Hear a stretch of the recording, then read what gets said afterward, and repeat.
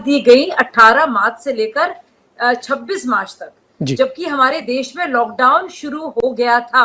ठीक है। और उससे पहले 4 लोगों की ज्यादा मिलने पर पाबंदी भी थी। बिल्कुल। तो मौलाना साहब ने बाकायदा कहा कि डॉक्टर को दिखाने का फायदा नहीं है, डॉक्टर को दिखाना भी तो उसी डॉक्टर को दिखाओ जिसके अमल ठीक हो। यानी कि जो आपके या तो मजहब का है, हम मजहब है, या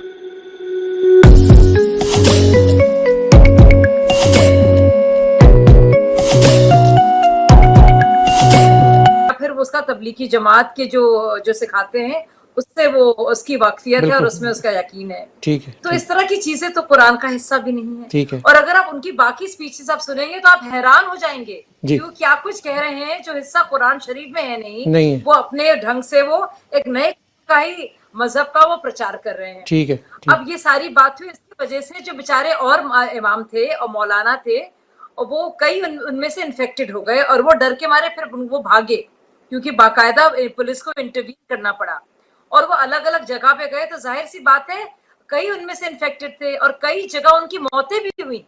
अगर आप तमिलनाडु में देखेंगे तो वहां से तेलंगाना देखेंगे, हैदराबाद, तो आपको पता चलेगा सबसे पहले वहां से खबर आई कि जो मरकज से गए थे अलग अलग जगहों में, मुख्तलिफ जगहों पे उनकी मौतें होने लगी और उनमें से कई घबराकर छुप भी गए। तो बार बार कहा गया स्टेट की जो सरकारें हैं कि आप लोग अपने बाहर आइए, हम आपका इलाज करेंगे, आप औरों को इन्फेक्ट ना कीजिए। और खुद मौलाना साद साहब जो थे वो फरार थे, उनका कोई अता पता नहीं है, उनको नोटिस तक दिया गया है। ये तो बात हुई मरकज की, क्या कुछ हुआ। और अभी भी आप देखिए पता भी नहीं, इतने लोग लुकआउट नोटिस पर हैं वो सामने नहीं आ रहे हैं। तो देखिए देश में जो बाकी मुसलमान है कहीं ना कहीं उनको भी इस तरह की जिल्लत या एक तरह से एक तासुब सा हो जाता है कि भाई कैसा कोऑपरेट कर रहे हैं और इसकी गलती किसकी है, गुनाह किसने किया। जिन्होंने किया वो तो अपने भाग गए हैं आराम से, बाकी लोगों को एक्सप्लेनेशन सफाइयां देनी पड़ रही हैं। अब इसका ताल्लुक इंडियन गवर्नमेंट से नहीं है, नहीं। लेकिन अरुंधति राय साहिबा जो है अपने को पता नहीं क्या समझती हैं, बहुत ही ज़हीन और महीन बातें करती हैं, बहुत ही उम्दा उनकी अंग्रेजी है, लेकिन फिक्शन तो बहुत अच्छा लिख लेती हैं मैडम। लेकिन जब वो लिखने आती है हकीकत के बारे में तो उनका बस एक मकसद है कि किसी तरह से देश के जो हिंदू हैं उनको बुरा भला बोलो।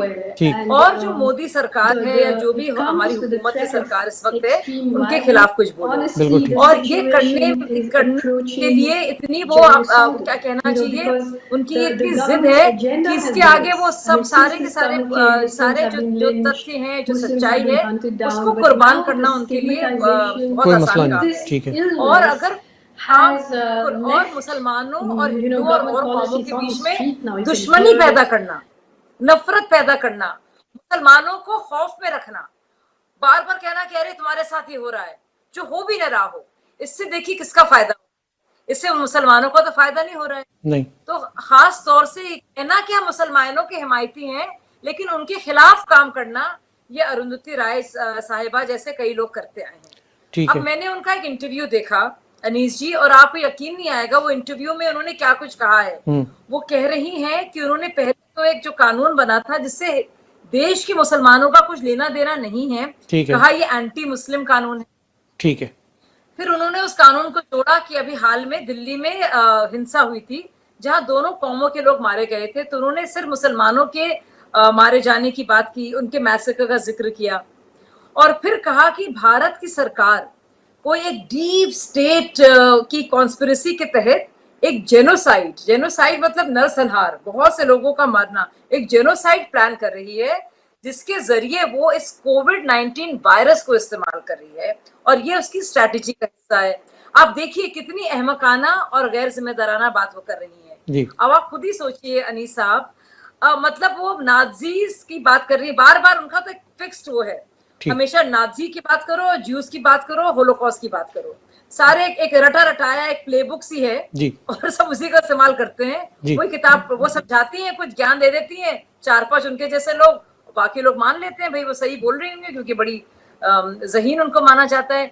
लेकिन उनकी चालाकी कहिए या उनकी बदनीयती कहिए या उनका झूठ आप देखिए कि वो कह रही है जैसे नाज़ीज ने यहूदियों के साथ किया था टाइफस के वायरस और बीमारी के साथ, वैसे ही मोदी सरकार बाकायदा कोविड-19 को इस्तेमाल कर रही है मुसलमानों के खिलाफ। अच्छा, उनको सिस्टमैटिकली गायब करने के लिए, परेशान करने के लिए और उनको हटाने के लिए। ठीक। और एक नरसंहार वहां पे, यानी कि मैस एक जेनोसाइड की तैयारी हो रही है। ठीक है। अब देखिए, अच्छा, मेरा यहाँ पे क्वेश्चन है आपसे, इसी से रिलेटेड एक क्वेश्चन आपसे भी है और उनसे भी यही है कि कोरोना वायरस तो चाइना के एक शहर वुहान से चला, वहाँ पे से उसकी इवॉल्व होता है, फिर वो दुनिया में इटली में जाता है, स्पेन में जाता है, फिर वो अमेरिका में जाता है, फिर वो घूमता फिरता थोड़ा बहुत सब कॉन्टिनेंट में भी आ जाता है।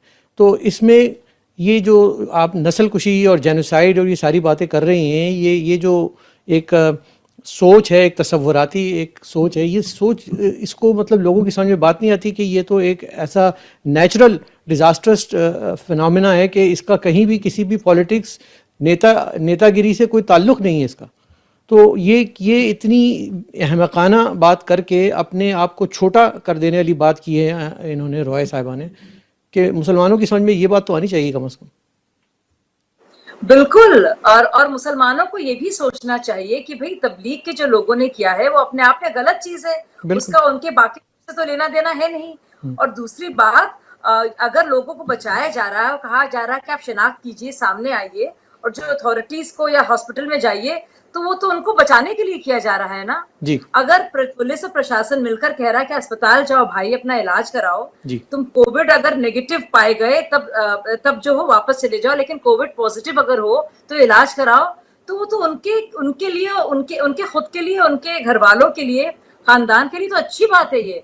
तो उसको भी इस नजरिए से देखना और उनके दिमाग में तासुबात का क्रिएट करना कि आपके खिलाफ डिस्क्रिमिनेशन हो रहा है।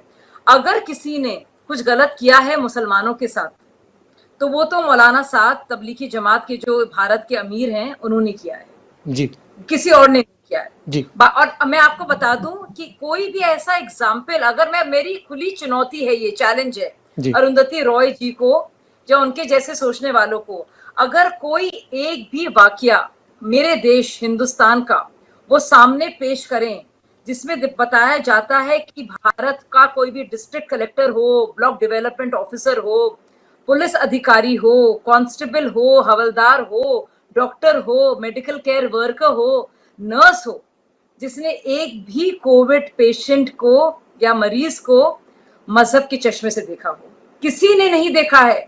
चाहे वो सफाई कर्मचारी हैं या सरकार के अधीन काम करने वाले प्रशासन के लोग हैं, या फिर अगर आप देखिए जो पूरे इंतजामात देखते हैं, ये बिल्कुल इस तरह का नजरिया ही नहीं है। लेकिन अरुंधति रॉय कह रही हैं कि पूरी भारत सरकार, यानी कि पूरी गवर्नमेंट जो है, बस वो इसी पे लगी हुई है। हाँ, वो इसी पे लगी तैयारी कर, एक वो पूरा प्रोग्राम है जेनोसाइड का मुसलमानों के खिलाफ। आप देखिए कितनी खतरनाक, जहरीली उनकी जबान और सोच है। मतलब उनकी जो भी पॉलिटिक्स हो, उनकी पॉलिटिक्स उनको मुबारक। भैया मोदी जी से नफरत करती है, नफरत करें, आपको आपकी नफरत मुबारक हो। आप मुसलमानों को क्यों आग में झोंक रही हैं? आप मुसलमानों को सियासी चारे की तरह क्यों इस्तेमाल कर रही हैं? बिल्कुल, आप बहुत फासिल अपने को कहती हैं, आप जानती हैं इन सब बातों से एक आम मुसलमान गरीब इंसान हंसेगा, परेशान होगा, डरेगा, खौफजदा होगा। ये आप किसके लिए बोल रही हैं? हमने हमेशा यही देखा है कि ये जो इस तरह के लोग जो ये लाशों की सियासत करते हैं, मरने की सियासत, ऐसे मौके पे ये निकल आते हैं बरसाती मेंढकों की तरह, और वो हर उस नाजुक सोच को इस्तेमाल करते हैं जो कि लोगों के दिलों में जाके लगती है। इन्होंने जज्बात के साथ खेला है। मैं समझता हूँ इन्होंने मुसलमानों के जज्बात को उभारने की कोशिश की है।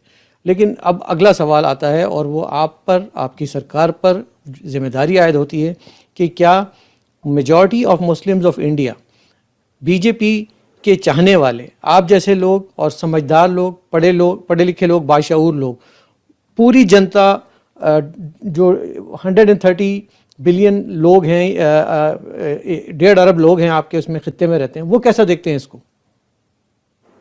देखिए, बहुत से